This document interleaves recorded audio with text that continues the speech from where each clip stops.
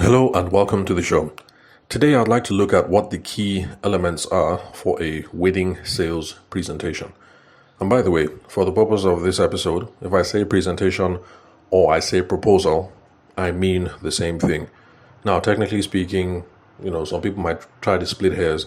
They say a presentation is not the same thing as a proposal, but for the purposes of this episode, just remember, I'm using them in the same context and I'm using that to mean the same thing.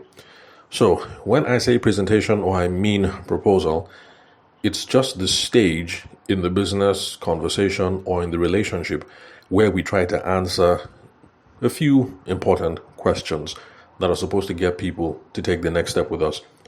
We're trying to answer the question, this is what my product or service can do for you.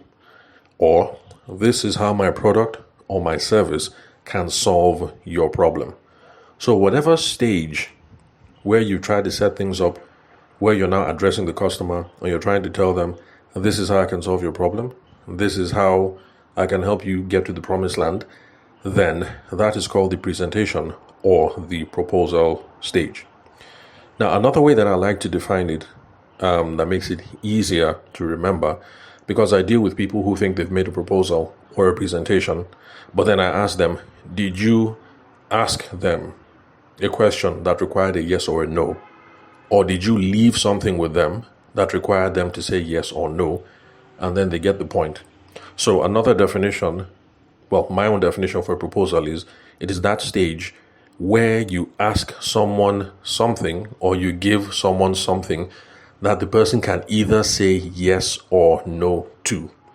If you go and you do a song and dance and you do a PowerPoint presentation and whatever and everybody claps for you and blah, blah, blah, but at the end of the day, you didn't ask a question that required a yes or a no, or you didn't give them something that requires a yes or a no, then you can call it whatever you want, but for the purposes of sales, that was not really a presentation, was not really a proposal, because everybody came, everybody had a good time, everybody was wowed, but then people left the meeting with no clear course of action, and there was no clear call to action on whether we should go ahead with this aspect of the proposal or that aspect of the presentation. So those are the two definitions. Every single time you hear me talking about presentation or proposal, not just on this podcast episode, but also in future episodes. So if we're at the stage of the business relationship or the conversation where I now have to say, this is what my product or service can do for you, so what do you think? You want to give it a try? Or this is how I can help you solve your problem. This is how I can help you make more money. This is how I can improve your marriage. This is how I can do this, do that. And this is how I can make your hair undergrowth double in 6 months. Whatever it is your product or service does. So are you interested? When we get to that stage, that is the presentation. That is the proposal.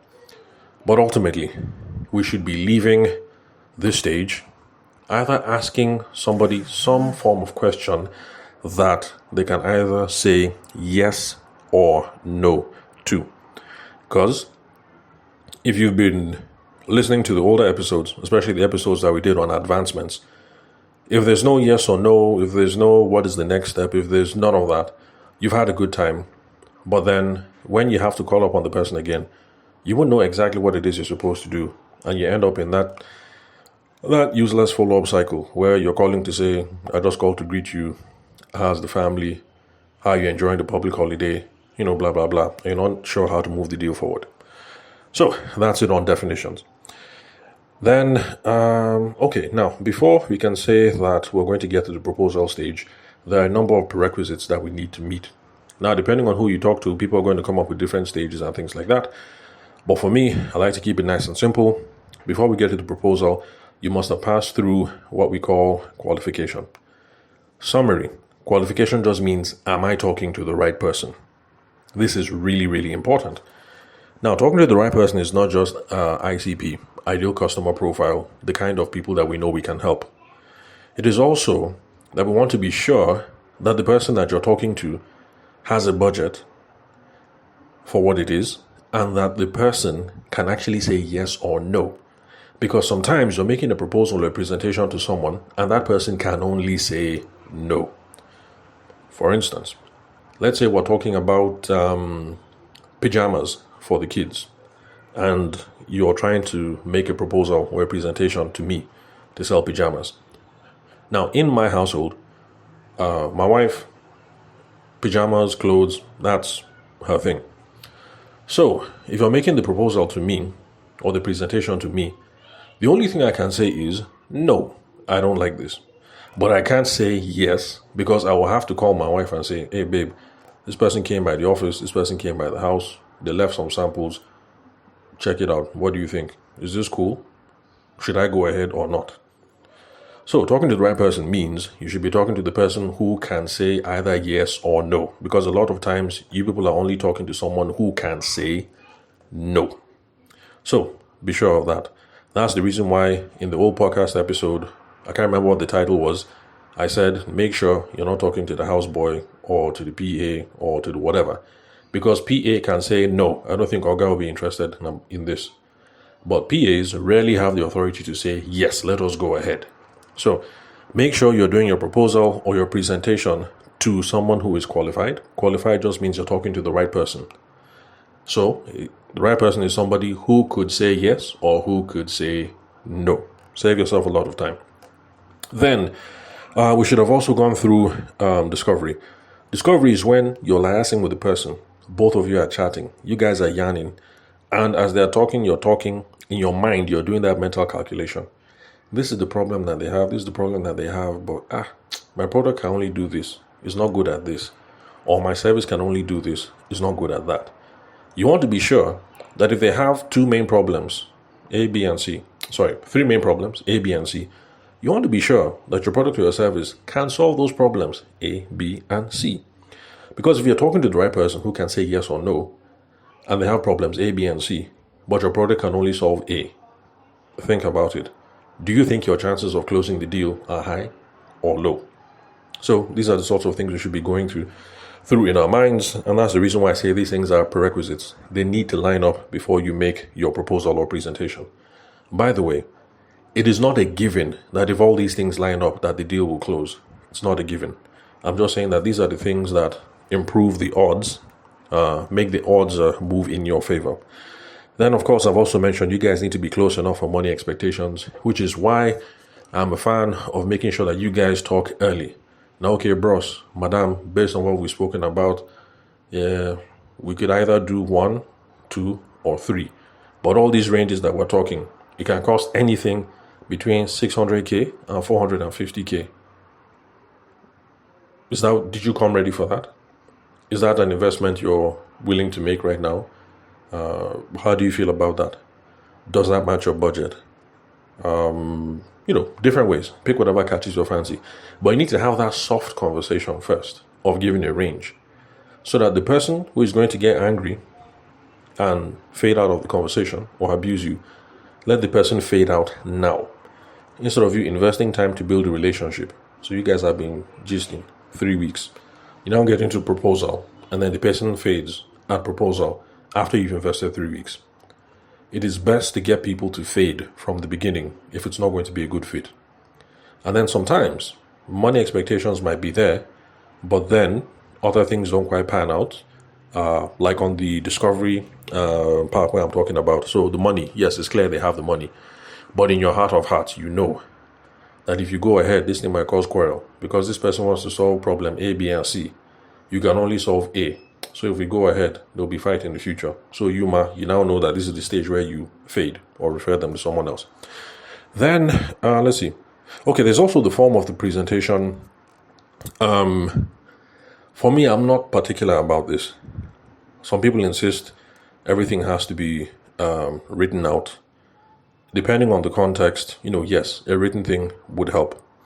So whether it's verbal or written, or whether it's a PowerPoint presentation or it's a video, because some people do make video presentations, or if it's an online Zoom presentation, whatever it is, I'll leave that to you guys and girls to determine according to the context. But this is the way that I look at things.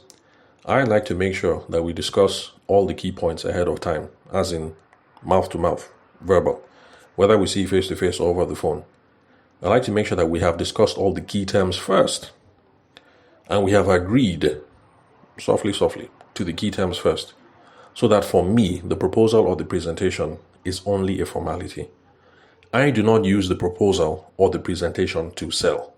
I use the proposal or the presentation as a formality to say, oh, bro or madam, based on what we've been yarning, this is the history of what we've said. This is how I understand your problem. This is what I think you're trying to solve. So all these phone calls we've been having, we came down to these proposals, 1, 2, 3, and this is how I think everything can help. This is how I think we can solve your problem. So is everything correct, or did I miss out something? You always have to gain feedback, remember that. So at this stage, madam says, and yes, but what about that time when we're talking about so and so? You now know that something is missing from your proposal, which is why for me, it's not the proposal is not the selling thing. It's just merely a formality, and I'm using it to confirm a bunch of stuff. So I now know that, okay, ad hoc, on the spot, I can cater for that, or to say, oh, you know what, let me get back to you, and then we fix another meeting where we're going over another proposal or another presentation. But for me, the proposal or the presentation is just a formality. I like to do all the selling beforehand, so that the proposal or presentation stage, I'm just saying, this is everything we've discussed. This is what I think the next step is going to be. So how do you see it? Are we cool? Okay, no wahala. So the next step is, if we're going to start on December 30th, I will need deposit before so and so.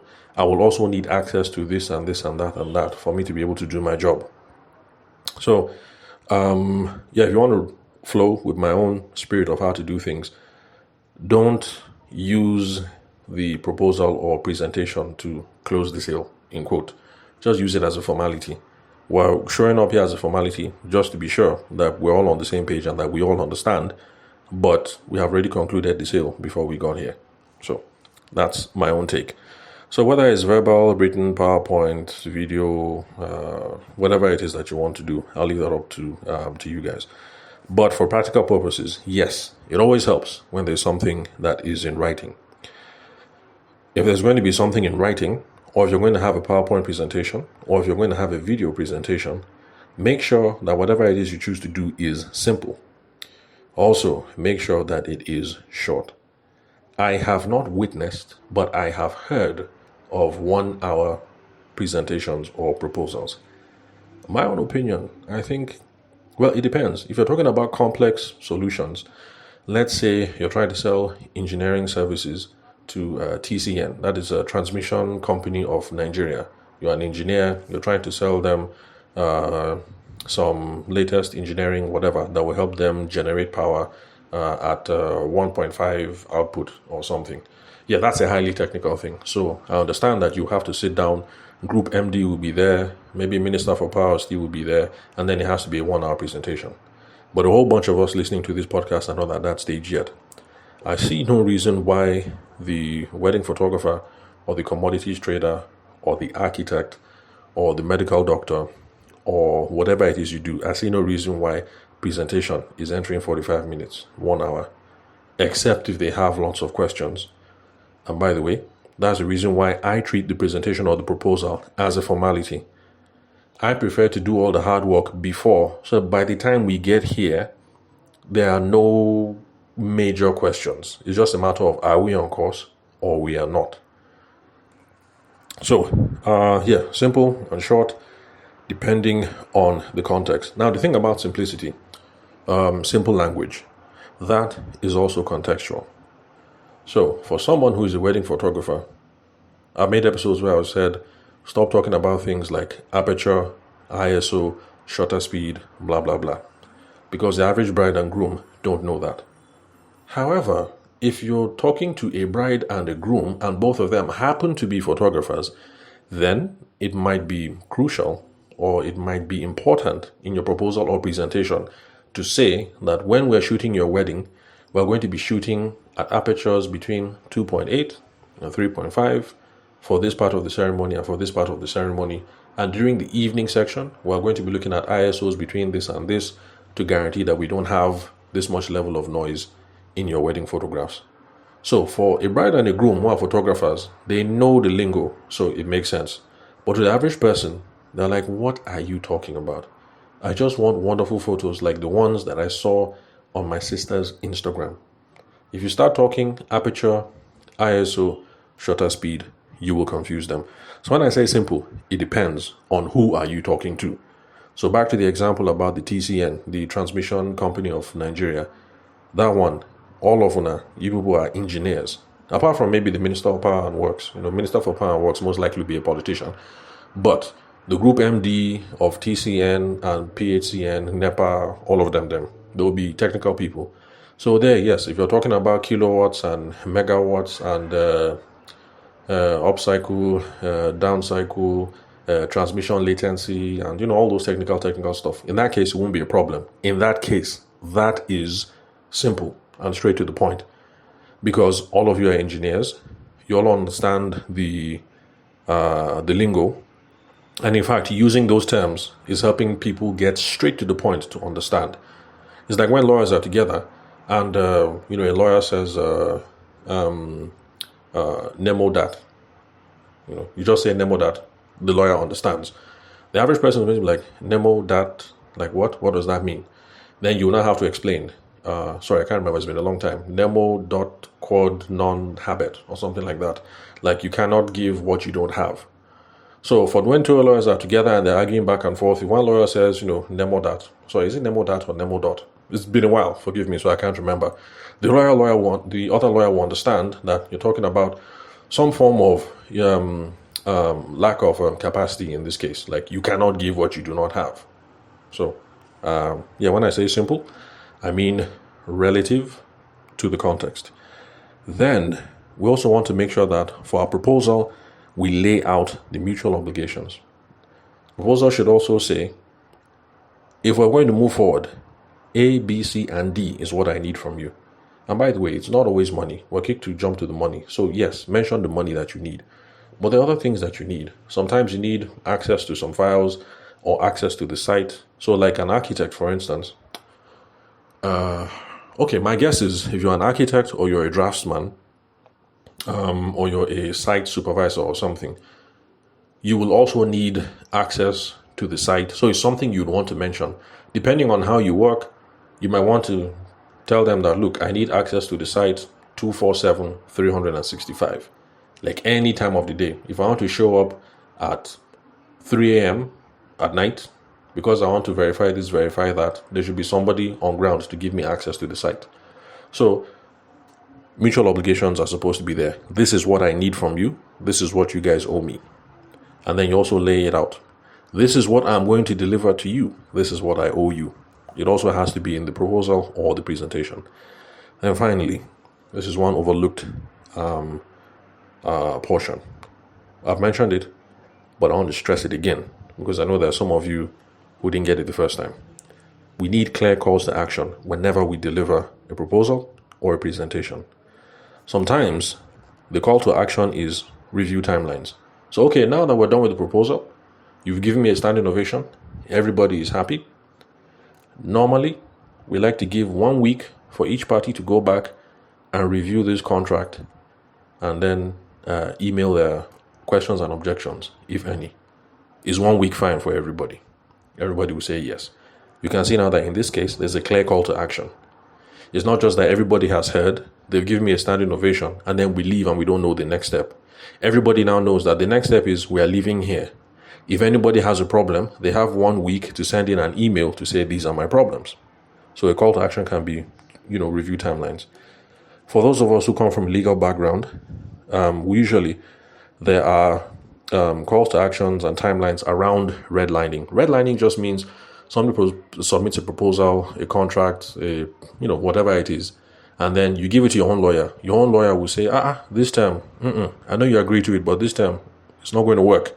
Then the person will now draw a line across it and say, no, we can't do this. And the person will write that, okay, this is what we want instead. So that's the process of redlining, I guess, because maybe in the old days it used to be done with red biro, but now people just use whatever biro it is that they need. So it's called redlining. So we have some expectations around that. Like, okay, we're done with this, blah, blah, blah. Here it is. I know you have to hand it over to your lawyer or to your accountant. So redlining, we should be done by next week Friday, Abby. We'll say, yeah, cool. Next week Friday is too much. By Wednesday stuff, we should be done. You ask everybody else. So Tunji has said Wednesday. Is that good? Chinyere, you okay with Wednesday? Abdullahi, you okay with Wednesday? Okay, fine. So Wednesday next week then. I'll call everybody on Tuesday so that we'll know the next step from there. So in that case, you can see we're setting clear cost actions, clear timelines, clear expectations. Then payment. Sometimes it is in the proposal that the amount is 350K, but then people are shy of asking for money, so they just leave it there. You're happy that everybody is smiling, but you didn't quite ask for the 350K.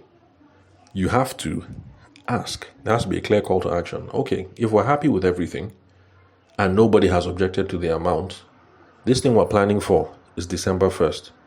Before I mobilize the boys and the girls, I actually need payment 2 weeks before.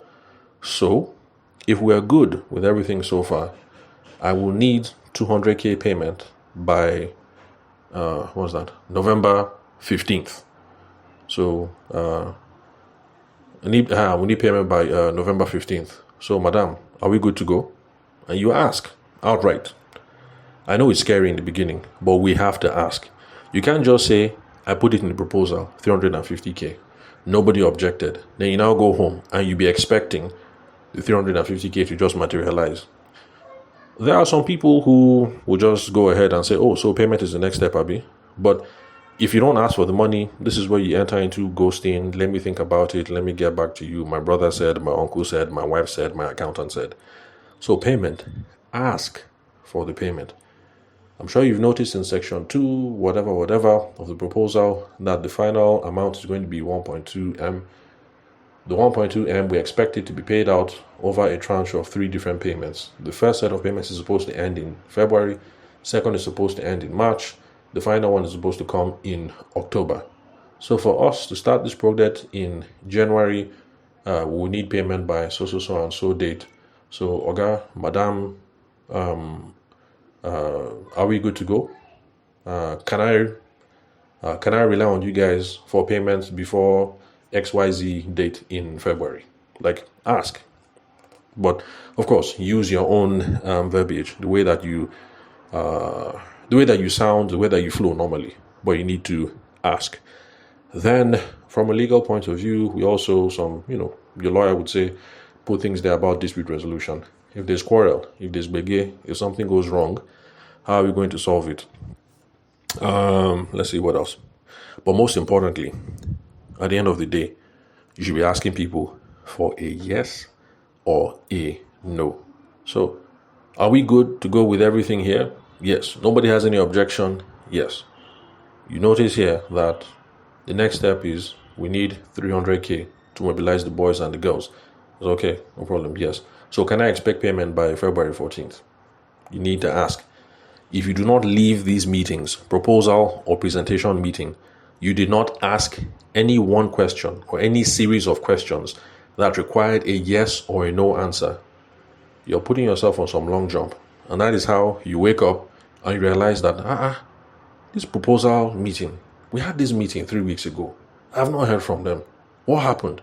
And then you are now picking up the phone call, you're picking up the phone, trying to call here, and ghost mode. They're not answering, and then they say, well, it was okay, but then I spoke to MD, and MD said, or I spoke to my wife, and my wife said, and I spoke to my brother-in-law, and my brother-in-law said, oh yes, we are good with it, but then my uncle said, and then on and on and on and on and on. So ask a question or a series of questions that requires a yes or a no answer.